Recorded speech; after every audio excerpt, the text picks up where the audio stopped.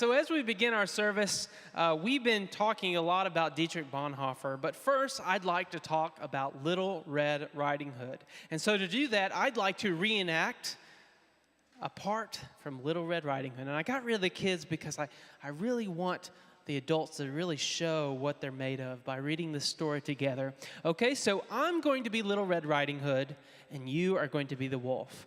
And I want you to show your wolfness, show all your wolfness that you've been holding in on these spring break trips by being with your family for too long. Just show it with all your might. And at the very end of this reading, there will be a part where you are supposed to roar. So I hope that you roar, okay? So let's try this. And again, I will be Little Red Riding Hood. So I'll start it. Let's see. Okay, you ready? All right. Grandmother, oh grandmother, what a deep voice you have. But grandmother, what big eyes you have. But grandmother, what big ears you have.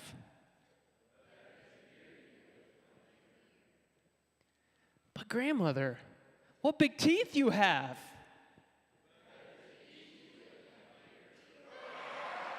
All right. Gotta love the stories we tell little children. My goodness, that's such a scary story. And do you remember that story when you were little, hearing it, the anxiety you felt for Little Red Riding Hood in that moment when she was about to be eaten by the big bad wolf? Whew.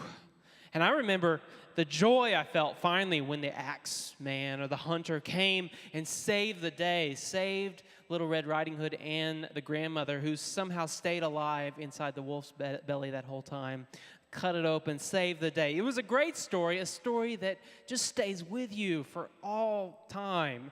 And I have a secret to share with you today. It's a story that we keep telling. It's not the same story, but the same ingredients of this story. The ingredients of a victim, Red Riding Hood, the bad guy, the bad wolf, and then third, the rescuer, the savior, which is the huntsman. We tell this story all the time. The victim who needs saving, the bad guy who is victimizing someone, and the savior who's supposed to swoop in and save the day. We tell it in our literature, our film, all the time. I mean, you have examples like Lois Lane, the victim. You have Superman, the hero. You have Lex Luthor, the bad guy. In Harry Potter world, you have Hogwarts, who most of the time is the victim. You have Voldemort, who is definitely the bad guy. And Harry Potter, at the end, always saves the day. We see it constantly, and we recycle this story over and over again. This is why NCIS and Real Housewives exist, people. This is why. We love this because it creates dramatic tension. It creates dramatic tension, and we love it. We love the drama. We love it so much sometimes, though, that we bring that drama into our lives, and that's when problems start to come. Why is this a problem? First, because these ingredients are too simplistic for real life. You know, people are not bad to their bone. Don't let anyone say that. People have good in them. They're not just a bad guy. And people, while there are people in the world that are truly victimized, a lot of people are not, but still claim to be. And also in the world, I hate to break it to you, but we can't all be heroes. But we try to have this story, cling to this story with all our might. And probably the biggest problem with this story that we reenact in our lives is that we start to abandon true relationship. Let me explain. You have the wolf. So I chose Shrek's wolf, for example. I thought that was a humorous example. Wolves follow their gut and metaphorically will chew up anyone that gets in their way. They use and abuse people, not for their physical appetite, but for what other appetite they have. May it be power, may it be success, may it be righteousness, whatever they want, they will use people to get what they want. And these people, that's the only way they know how to relate to others is by being manipulative, using people, abusing people. I had a wolf in my prior congregation. We'll call him Jacob because I don't want him watching and finding out I'm talking about him. But Jacob kind of had some wolf-like tendencies.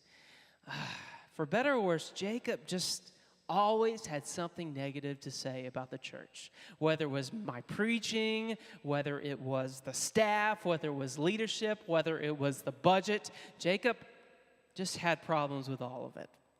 You know, you knew Jacob was a wolf because Jacob would just sit at the back row of the sanctuary. Some of you might do this, by the way, I don't know. But he sits in the back row of the sanctuary, sits down, crosses his arms, and gives the biggest snarl he could ever give through the whole service. Like he would not stand for singing. He would not stand for anything, and he definitely snarled the biggest when I was preaching. It was great. You know, be a pastor in those circumstances because that's what you're signing up for. Jacob was like that. He was a wolf. And the reason why he was a wolf was because he could only be in relationship with people if he was above them and could judge them from above.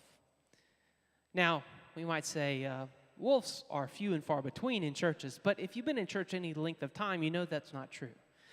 Wolves are in prayer circles all the time. I see it in prayer circles. You know, people will share prayer requests, and, you know, it'll be very sincere. They'll share about someone or something that's happening in someone else's life, and they'll share it, but then they'll start to share in excruciating detail what's happening in that person's life. So much so that you start to wonder, you know, I'm trying not to judge them, but you start to wonder whether they are being honest and sincere about this person receiving prayer from the prayer group, or if they're just gossiping. If they're just using this person to feel better about themselves, to say, that person is not Christian enough, or I'm glad I'm not that person. We do that sometimes, the best of us. And some of you might still be saying, I would never be a wolf. Well, I hate to break it to you, but only a wolf would say that. It's true. It's true. We all have wolf-like tendencies at times. We all use and abuse people to get what we want rather than serving people. And so the question is, what is the special elixir to change werewolves back into humans? What is that special elixir? Well, we've been talking about Bonhoeffer, and I think Bonhoeffer actually has some wise words to say about this very thing. Bonhoeffer talks a lot about the ministry of holding one's tongue. While we are so tempted to chew up people with our judging words, Bonhoeffer says we combat our evil thoughts most effectively if we absolutely refuse to allow them to be expressed into words. He actually says a rule of thumb should be in Christian community, should be this, that a person is prohibited from saying much that occurs to them. Have you ever thought about your life, how much you say in a given day? I lost a bet in college. You know how college is. You lose a bet, and the consequence of losing that bet was that I couldn't speak for an entire day. Well, don't tell my college roommate, but I didn't last 15 minutes. Didn't last 15 minutes. Talked to the first person I saw. It was pathetic. And I'm an introvert. I don't like to talk very much. But that just goes to show how not easy our tongue is tamed. How our tongue sometimes is uncontrollable, and things that we would never want to say just come out of our mouth. I encourage you to think about Bonhoeffer's words. Think about what he's saying, and think about maybe pausing before allowing those words to come out of your mouth. Imagine what that pause might do for your church, for your family, for your work. If you just paused and stayed silent a little longer before that text you send, or before that passive-aggressive article you post on Facebook, whatever is required, I encourage you to pause and think, am I doing this to edify the other? Or am I doing this to feel better about myself? I think that's the remedy for a wolf. But we don't just have wolves among us, friends. We also have little Red Riding Hoods. These are the poor me people, always feeling victimized, always oppressed, always helpless, always hopeless. And unlike many true victims in this world, which there are, these people have a chance to change their situation. These people have a chance to save themselves from the situations they find themselves in.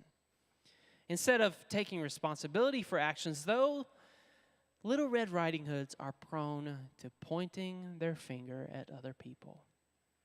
Now, I have a question for all of you married folks in the room.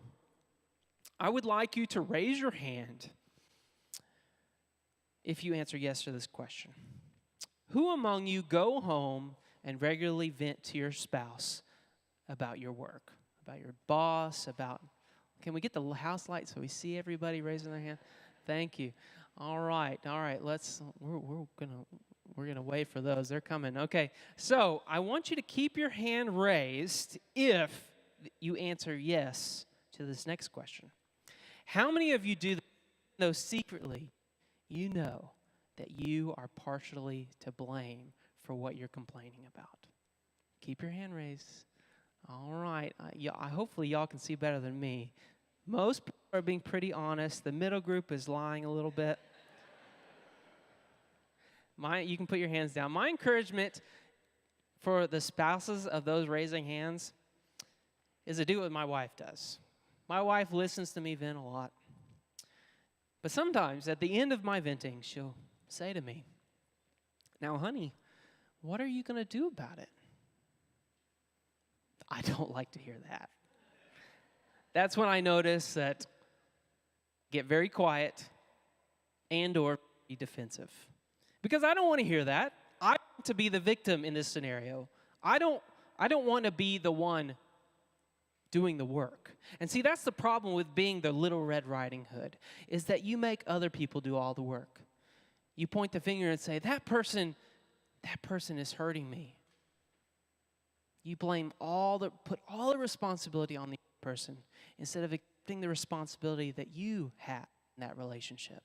And also, you are selfish because you're taking advantage of your posse. Now, victims, Little Red Riding Hoods usually have a posse, a clique that they can call and say, "Hey, guess what happened to me this week? Guess what they did to me this week?" And if you have a good posse, if you have a good yes group, they'll say, "Oh, I'm so sorry to hear that. They were such at fault. You know, you don't deserve that." Have you had those conversations? I know I have. But the problem with that is that you're forcing those people to relate to you in one way, where they can only say, "Oh, I'm sorry," where they can't be honest with you, where they can't step in and say, "Hey, maybe you need to do some work yourself." You see, it's not real relationship, friends. It's not. And so Dietrich Bonhoeffer speaks into the Little Red Riding Hoods of life too. He says, he talks about the ministry of meekness. If you've been reading Life Together, he says that the ministry of meekness involves this. He who would learn to serve must first learn to think little of himself. You see, his argument is that we abandon what benefits us and grab hold of what benefits other people.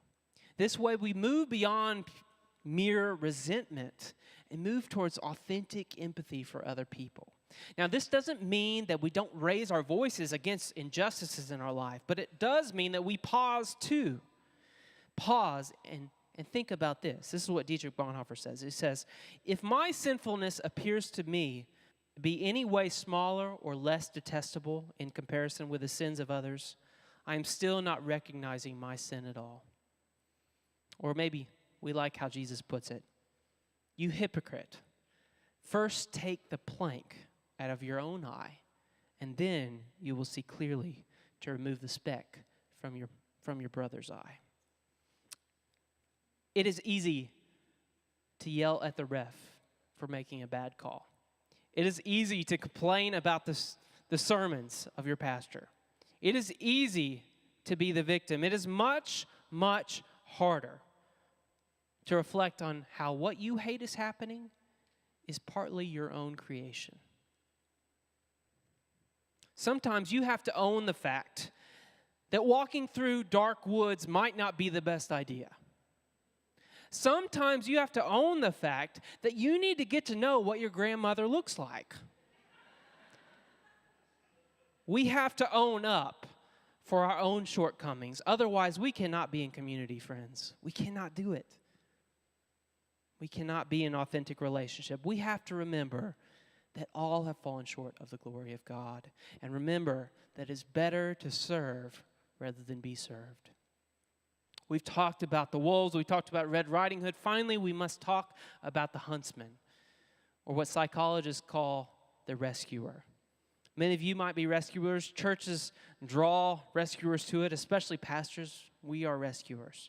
And these are the people that are the fix-it people. They love to step in, swoop down, and be Superman for anyone they can find.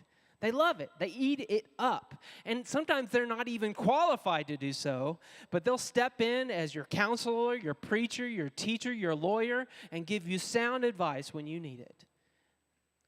Now, this sounds not too bad, right? But when you start to think about it, it's not the best role to take. Because these individuals only know how to be with others when they're Superman or Superwoman. Even though they will give their left foot for another person, their motivation is not truly to help the other person, although that's a part of the bargain. Their goal in it is to be liked, to feel special, to feel important, to feel above. Sounds very similar to the wolf, right? Also, while there are rare occasions when people need your help, need rescuing, there are a lot of moments when that just simply isn't the case. There are a lot of moments when people just need a friend. I was a chaplain at UAB for a while, and I remember being paged to a family who had recently lost their child in the womb. I can't say enough. They do not prepare you for this in seminary. I walked into the room. The mother's eyes were just glazed over. She could barely communicate, but when she did, she said, "Why me? Why me?" I remember sitting down with the dad and him sharing how heartbroken he was because this would have been his first child. I remember walking down the hall carrying this baby's balloons as they go to induce labor. And I remember most of all not really having a clue what to say or what to do. I just was there. That's all I offered. That's all I knew to offer. A couple of days passed. I come back to work. I get several emails, urgent emails, asking me to go back and see this family again, that they had requested that I come back. I'm thinking, this is not true. They don't need me to come back. But I come back, and when I walk in the room, the father gives me the biggest hug anyone could give and thanks me and says, "I'm so glad that you were there for us. Thank you for all you did." And they asked me to sign their baby's first Bible. Now, I share that story not to boost my ego any more than it is. I tell this story especially for those rescuers in this room who only know how to relate by saving the day. Friends, sometimes people don't need saving, they need sitting with. That can be the best medicine for people. Bonhoeffer writes about the ministry of bearing, that we are called to bear the burden of other people. And he's careful to not say the burdens of another people, but say that the people are actually the burden. You see, what he's saying is that all these people in this room right now, Your church, you are to carry them with you. To not just meet them here on a Sunday morning or on a Wednesday evening, but to carry these faces with you throughout the week, that they're always with you. Not just the hardships, not just the tough times, not just the good times, but every time in between, you carry that person with you. Sometimes you might help them. Sometimes you might even rescue them. But most of all, Bonhoeffer encourages us to love them by being present in their lives and allowing them to be present in ours. That is what real love is about. That is what Bonhoeffer speaks of. Remember, rescuers, there is only one Savior. There is only one. I'll close with this. On their way to Capernaum, Jesus was with the disciples, and of course the disciples were squabbling over something. Jesus turns around and asks them what they're fighting about, and they're fighting about who among them is the greatest. I love every time Jesus responds to things like this. I just love it. He says, whoever wants to be first must be last of all and servant of all. And then he takes a child in his arms and says, whoever welcomes these welcomes me and the one who sends me. We kind of glaze over this, but this is important stuff. Jesus is saying that we should serve others like we serve a child. When you are around children for any length of a time, if you're a minister, if you're a parent, if you're a teacher, God bless you. Because you start to realize that while you're giving a lot, you're not going to get as much as you give. There are a few days, those are great days, but there are a few days when a child comes back to you and says, thank you so much for being the greatest mom I've ever had. You just don't hear that. You don't. You get instead, fighting in the back seat. You get them not doing their homework. You get booger eating. You get a lot of stuff, but you don't get what you put in all the time. Amen? But you as parents and teachers and ministers and everyone who's been around a child for any length of time know that you get so much just by giving. It's not about what they give you. It's about the holy act of giving yourself to another person by showing up in another person's life, by surrendering yourself to another person when there's no benefit. That is what Christ calls us to be in the church, in the family, everywhere, to be last and to put others first. Friends, the whole point of this is for us to stop this drama, this Little Red Riding Hood drama, where we try to put on shows for people so that we get what we want. Instead, it's about loving people as they deserve to be loved. And it's about, most of all, loving because God first loved us. In the name of the Father, Son, and Holy Spirit, let's pray.